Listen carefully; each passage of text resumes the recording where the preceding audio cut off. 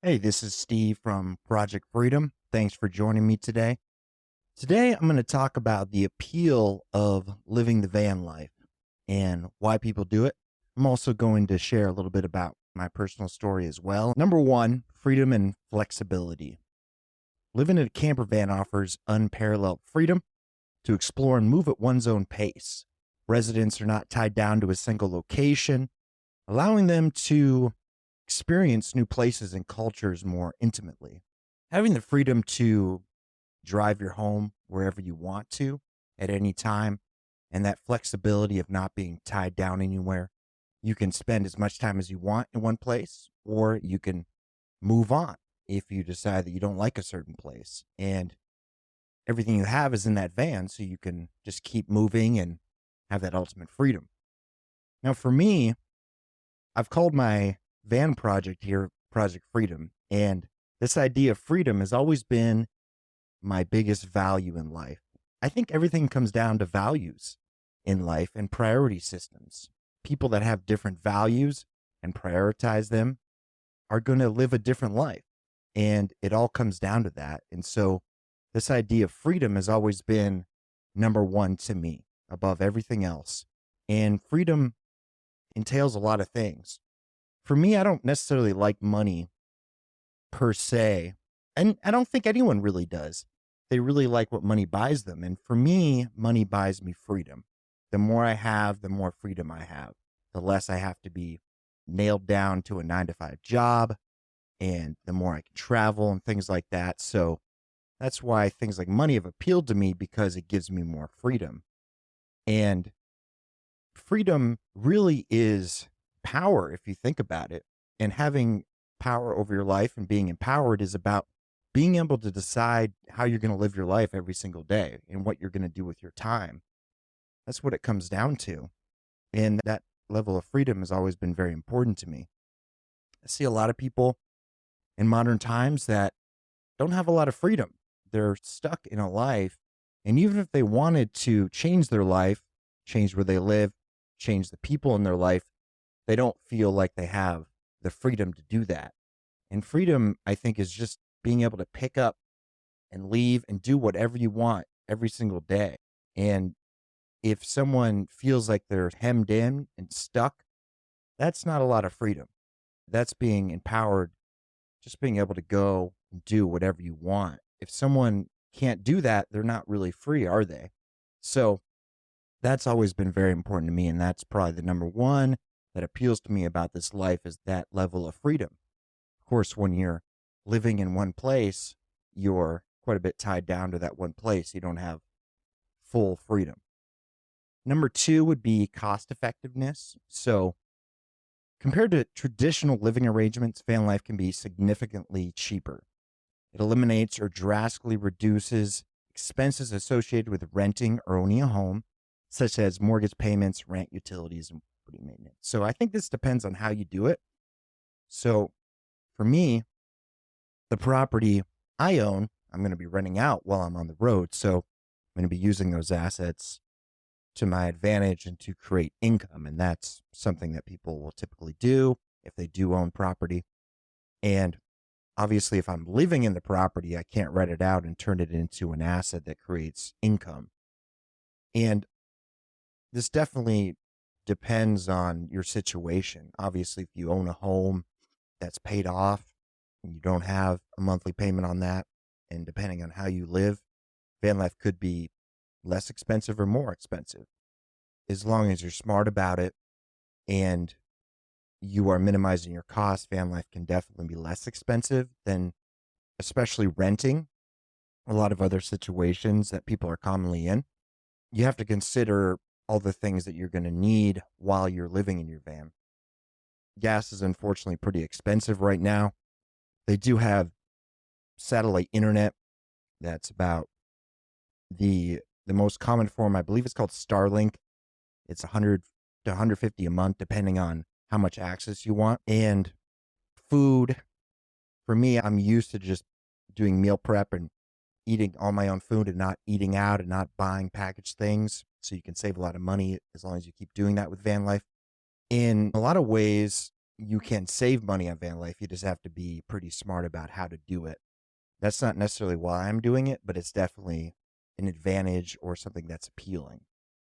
Number three, simplicity and minimalism. This is something that's really attractive to me. Van life encourages a minimalist lifestyle, requiring individuals to focus on the essentials and reduce material possessions. This simplicity can lead to a less cluttered, more organized life, potentially reducing stress and increasing happiness. So, going through life, especially when I was a practicing lawyer, I was working so much and I had a good career, but I was working 80 plus hours a week. And so what I would do is I would acquire a lot of things. I was on Amazon and I would use this shopping and this acquisition of possessions as a way to make myself feel better from working so much and not living a holistic life. And I acquired so many things. I had a commercial building I owned and two houses full of stuff, and then I had four storage units. So over the last several years, I've been working on getting rid of all that and selling it. And that's a long process to sell it all online yourself, which I've been doing. And I've been able to minimize a lot, but I still own a lot of things. And the idea of decluttering your life and getting rid of some of your possessions, it can be appealing because you almost feel weighed down by all your possessions, especially if you want to move or travel and you have all these possessions and you need to store them somewhere and pay those monthly costs on storage. And it can really feel like a burden to have so many things. And the more value you place in the things that you own, the more you're attached to them and the more you're stuck with them. And you have to take care of them, you have to clean them. For a lot of people in modern times, their lives become about what they own. And they become very attached to these worldly items instead of drawing their source of value and happiness perhaps from other things that are not tangible or maybe more reliable, something internal. And having studied religion and philosophy, I definitely subscribe to the idea of not being attached to worldly things, whether it be other people or whether it be items, and drawing your source of happiness or fulfillment in life from something inside of you or a life that you live other than possessions. And that's a really Eastern idea, of course. Ultimately, you can't derive true happiness and fulfillment from items, whether it be a car or a house or any item you possess. You can't take those things into your grave either. Those items are always temporary, they're impermanent, and they can always be stolen. What tends to happen is when people derive a lot of happiness and value from their possessions, they tend to need more and more. It fades and then they need to buy something new, and it's a trap. And that's definitely a trap that a lot of the corporations use against humans in acquiring more and more possessions and selling us things. Striving to live a life where you're fulfilled without really owning anything or owning very little besides your van is definitely appealing to me. I think it's appealing to a lot of people. In my van, I'm a pretty large guy, 6'2", 200 pounds.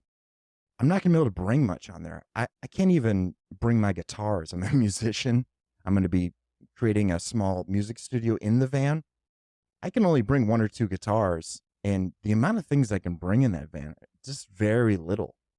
And unless I tow a trailer or something, which I don't want to do, and I'm going to have to bring very little along with me, very little clothes, music gear, anything. It's going to be a real struggle once I get into that van and just giving up everything.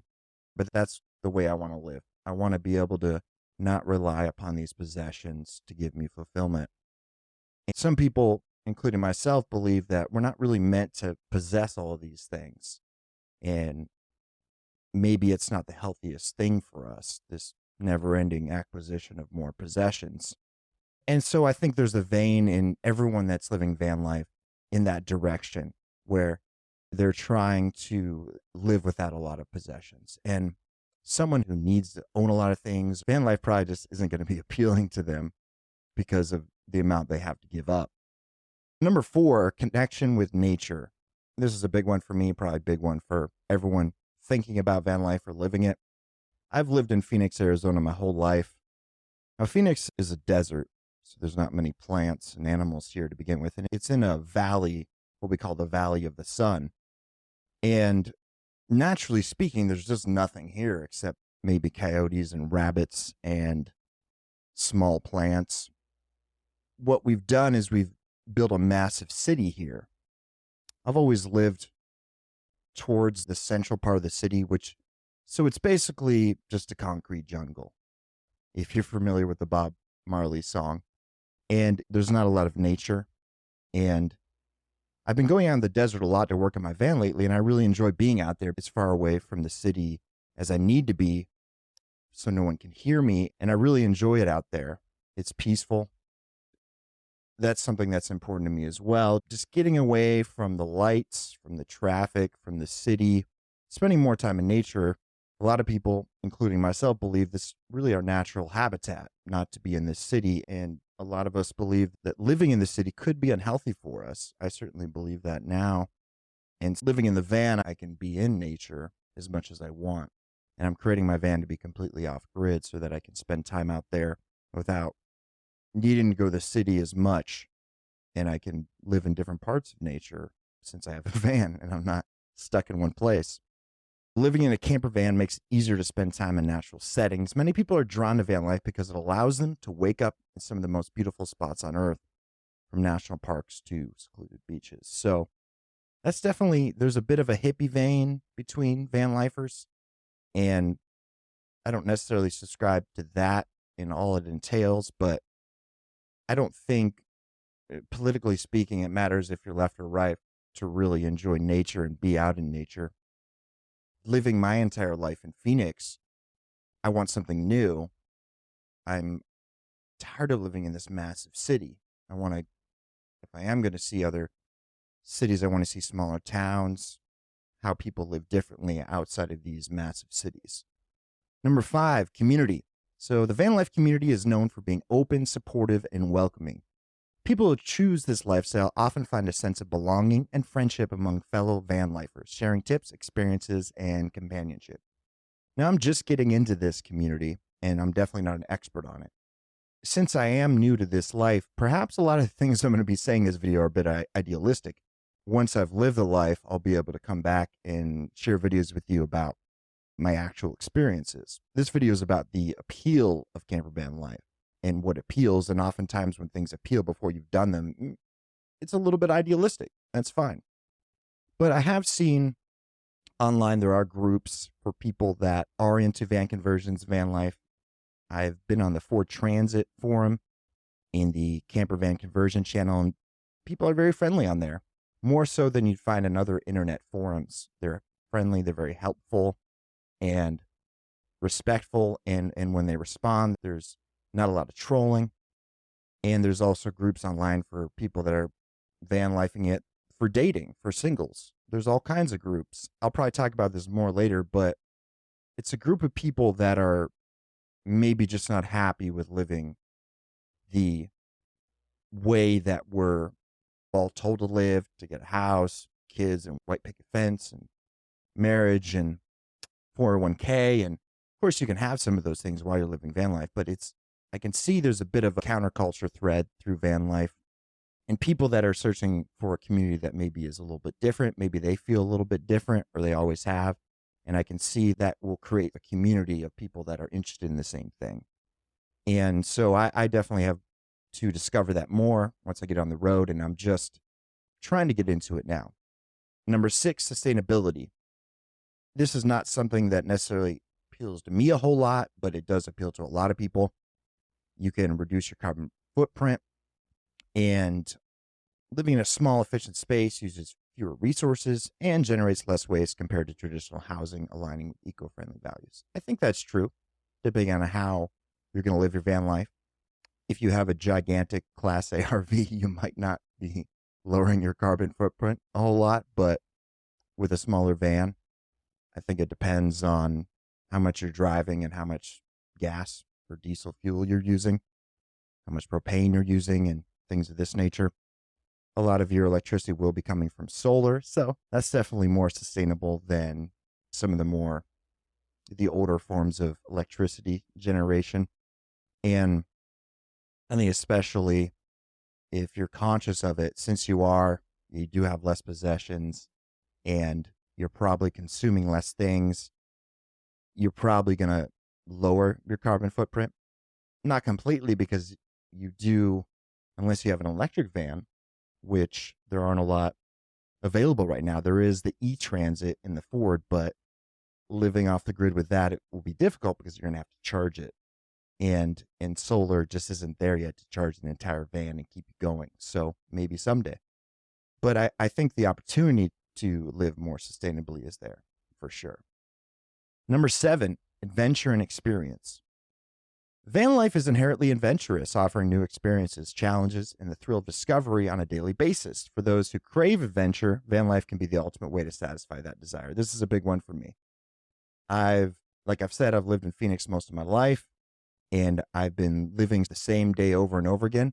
And the idea of being in a new place and meeting new people and having that novelty. I'm a high novelty seeker, meaning that I can get bored easily with doing the same thing every day. So the van life puts you in a new spot whenever you want, with new people, new surroundings, new experiences. And so that adventure and that novelty, by novelty, I'm experiencing new things that you're not used to, is definitely appealing to me.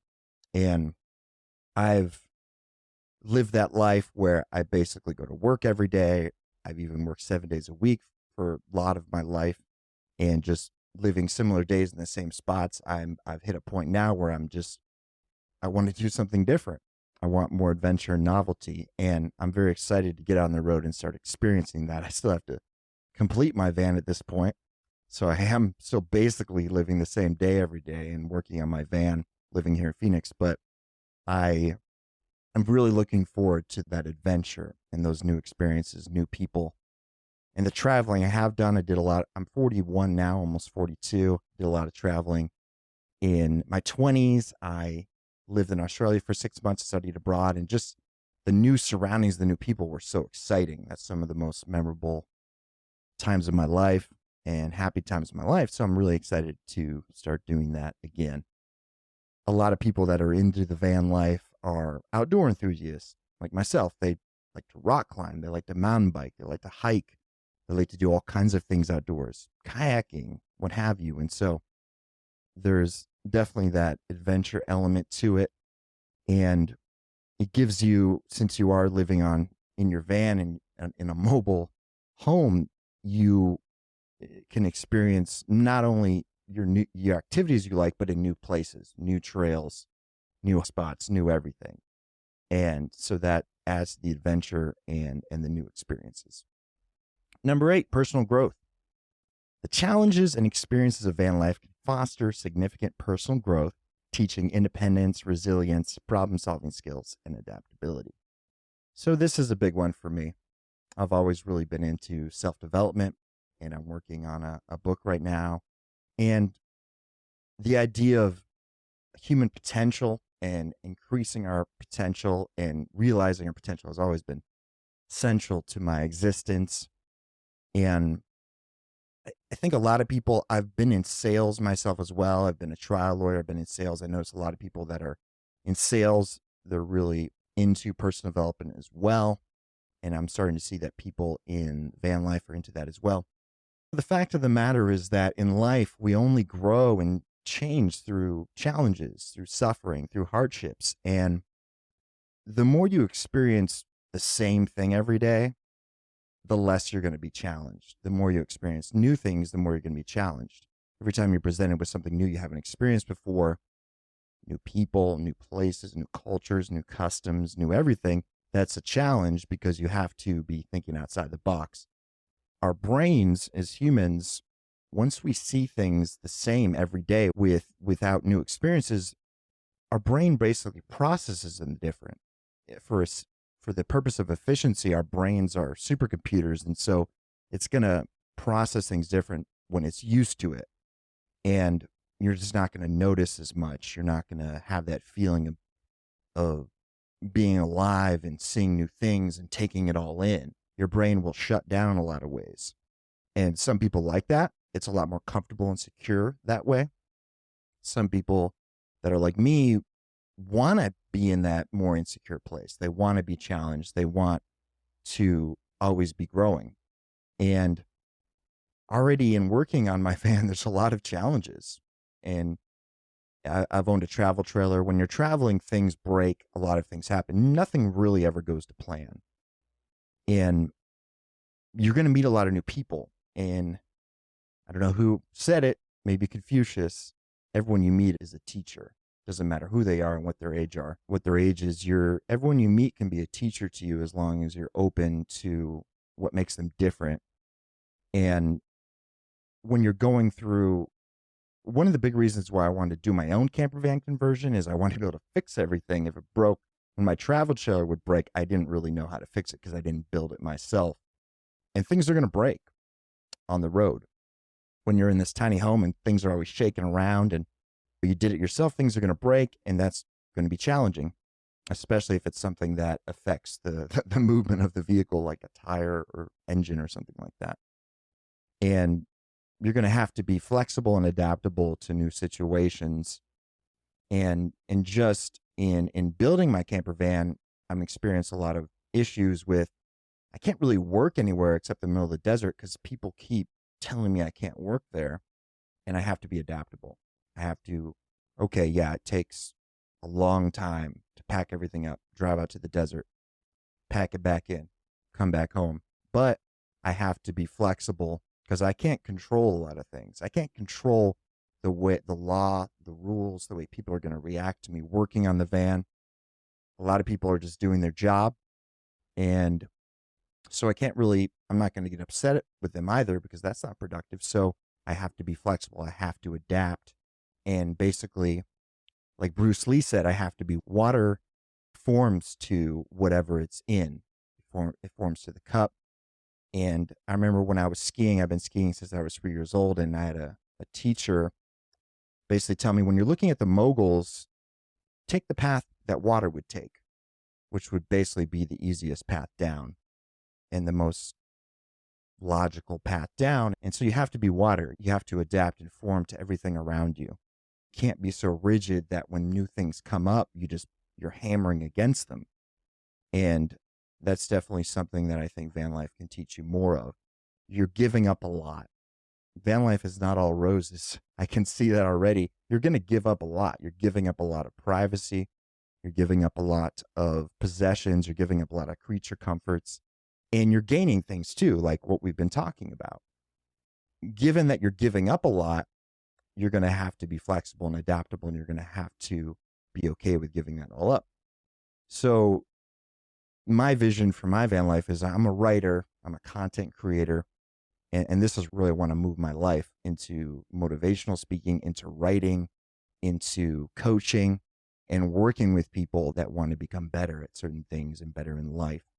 And living on the road, I definitely see a lot of growth for myself and a lot of opportunity to have a more alive and malleable mindset. Number 9, escape from the rat race. Many are drawn to van life as a way to escape the pressures and expectations of conventional society. It offers an alternative to the 9-to-5 grind, enabling a lifestyle focused more on experiences than material success. So we've chatted about this a little bit. This is a big one for me, and this is the counterculture side of it that I've seen and I see in myself. You noticed a lot of people doing more of the camper van lifestyle when COVID came. And there's practical reasons for that, just because things were shut down and people felt stuck in their houses. So they wanted to basically have a house they could drive around in. But I've seen the rise in it quite a bit, even before COVID. And I think more and more people are taking a look at this script that we're given in America and maybe in other parts of the world. And the script generally is go to school, go to college, meet your wife or husband, buy a home, have kids, and work for 40 years and then retire. And there's other things that come along with the script. And this is through various sources, through our media, through our entertainment, and our parents and society and other people. This script is delivered to us. And I think people, maybe we don't realize how much of a pressure this script has on us to conform to. Humans are very conformist, maybe the most conformist species on the planet because of how social we are. And that ties into a lot of our evolution. And a lot of people feel that pressure of conforming to a certain life. Some people that are like me, they have a natural inclination to resist that pressure or perhaps live a different lifestyle than what's prescribed to them or what they're told. So that's definitely a big one for me. And on a personal note, and I think anyone who's going to be living this life, there's a rebel inside of them. Everyone that decides to live a van life, there's a bit of a rebel inside of them because they're rejecting that script that we're all given. And they're probably, I would guess that everyone that's going to live this life is a seeker in some way. They're seeking something more. They're seeking something and learning about themselves or the world, what they want out of life. And they're looking at the script and it just doesn't appeal to them. Or maybe they've tried it and it didn't work out the way they wanted it to. And they want to try something new. And I think there's definitely that present in me and anyone who's going to live this life because you're living quite differently than most people. You're not living really ever since the agricultural revolution 12,000 years ago. Humans have not been hunter-gatherers per se. They haven't been nomads. However, the evidence shows that before the agricultural revolution, we were all nomads. We'd basically move without technology. We'd move with the weather. We'd move with the seasons, with the herds of animals, with how the plants and the fruit and what we would eat would be in season or out of season. And once we were able to, of course, domesticate plants and control the farm and our food, then we had less reason to move, but now we're stuck because we have to take care of this farm and the house and everything. So there's pluses and minuses to everything, right? Nothing is all bad. Nothing is all good. And I think people maybe look at the more nomadic life and they want to try it, or they're tired of living the life in which they are not nomadic. And the word I'm looking for, it's not sedentary, but you're stationary. And that's definitely appealing to me. On a personal note, so I'm almost 42 years old. I'm not married. I don't have kids. And so 40 for me was I had some epiphanies, and we don't often think that turning a certain age has a lot of effect on us. It's just the number. Age doesn't mean anything, but at least for me, and I think a lot of people, it really does come with a lot. There's a lot of baggage with turning an age. And ever since I was a kid, I've looked at 40 and it just pops out more than 18, 21, 30. 40. You're grown up now. Your life is at best half over. And maybe if you have great genes, maybe you can get to 100, but for most people, it's going to be half over. And when I hit 40 and I had looked at my life thus far, and admittedly, I don't have any pets. I don't have a wife. I don't have any children. I don't have anything tying me down to Phoenix. I have a job and my sources of income don't require me to be in Phoenix at all. I can do it from anywhere. And I started to think very seriously about how I was going to live the rest of my 40 years. And I haven't traveled a whole lot since I was in my 20s. I was a lawyer and had my own firm, and I've owned a solar company. And so I focused on work a lot, working 7 days a week often, really since I was 30. And my 30s were a bit of a blur just because I was working so much. And I didn't have that travel bug because I wanted to establish myself. I wanted to play the game. I wanted to do what I'm supposed to do and just grow my income and my career and my retirement account and my possessions. And I got to this point in my life where my priorities and my value systems have changed a lot. And at this point, money and career and what society wants me to do and what I should do, what maybe people in my family want me to do, are just much less important now to me. And my values have changed a lot. And so when I started to think seriously about what I wanted to do for the rest of my life, hopefully I'll live another 40 years. If I'm fortunate and I'm blessed, I know I wanted to do a lot of travel. I wanted to experience a lot of new things. And I want to basically travel everywhere in United States. I even plan on taking my van down south to Mexico, maybe even down to South America. And I want to travel all over the world. I want to see everything before I die. And I want to experience new people and new cultures.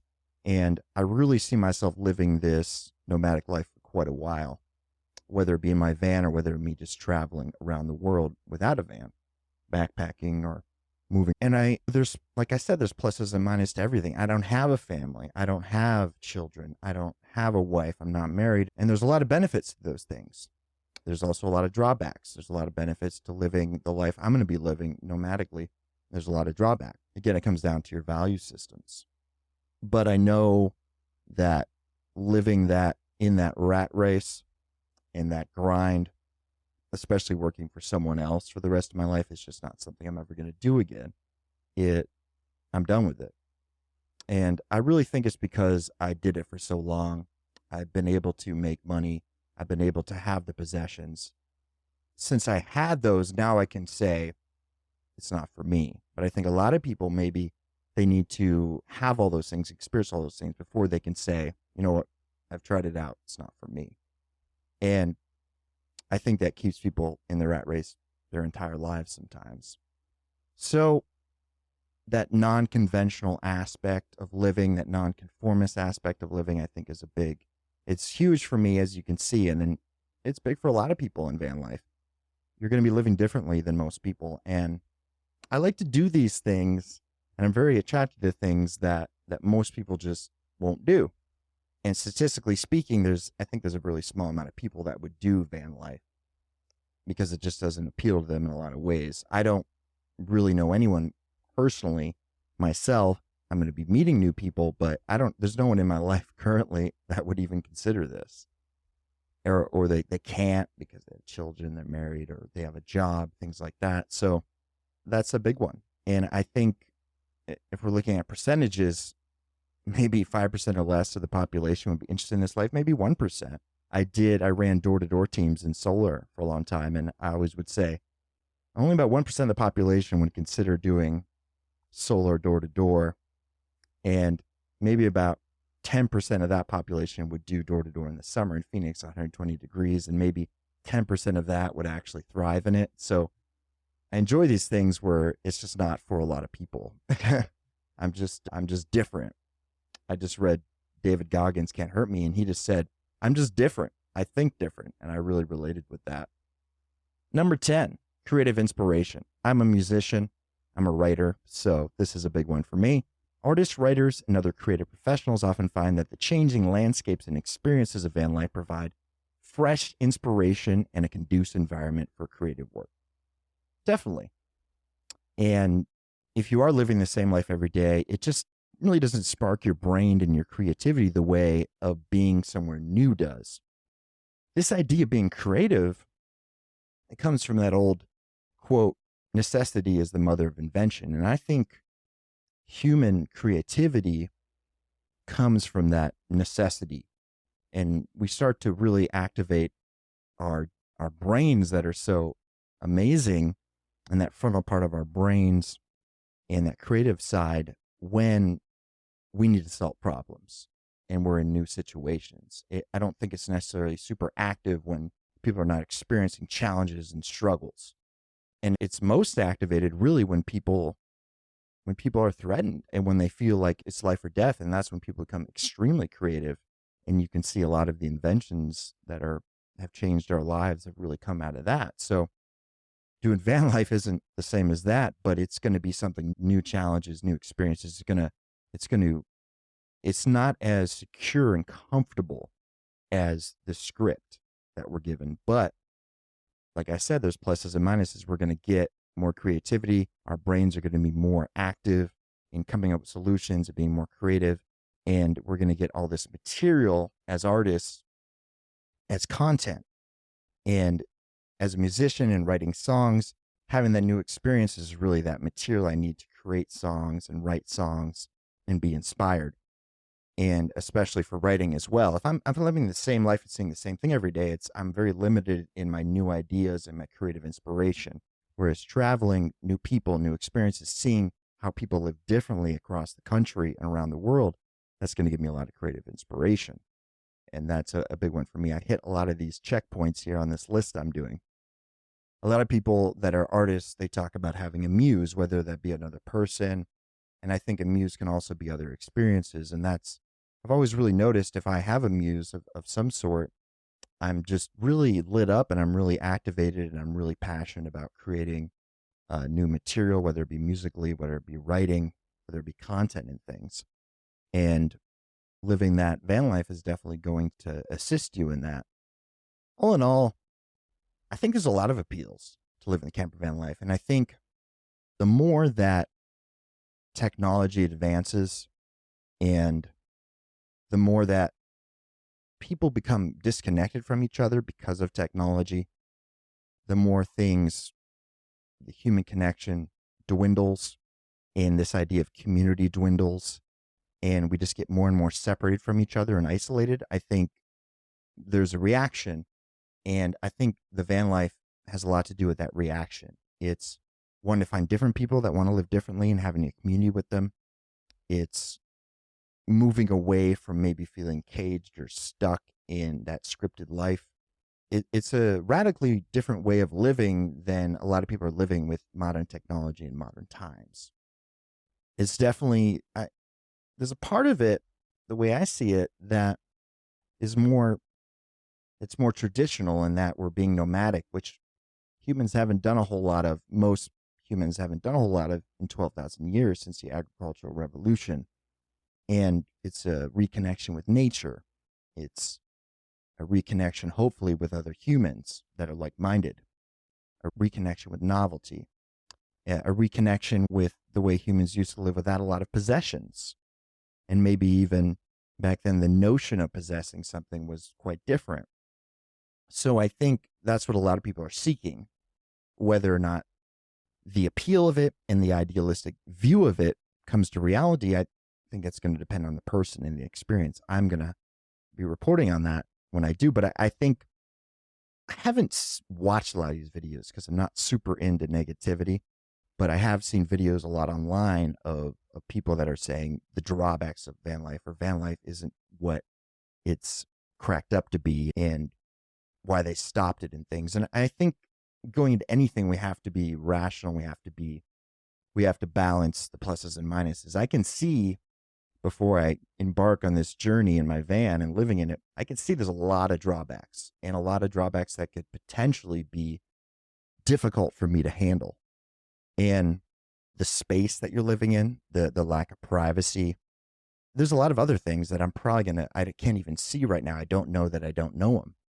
And so I think you have to be reasonable and you have to be realistic about what you're going to be giving up and what you're going to be getting. And you have to balance that for yourself, whether it makes sense to you to take that deal. It's not all going to be good, of course. And anyone who goes into thinking that is probably going to be disappointed, because nothing is all good. But so that is what I have to say about that. I think there are a lot of appeals, and I'd love to see what you guys have to say. Anyone who's currently living the life or is thinking about it, I love in the comments section here, I'd love for you to put down what appeals about it to you and maybe some of the drawbacks you see too. And we can have a discussion on that. I'd love to encourage that and see more of that. I'll definitely be involved and I'll respond to everyone. So thanks very much for watching. Hope you guys have a great day.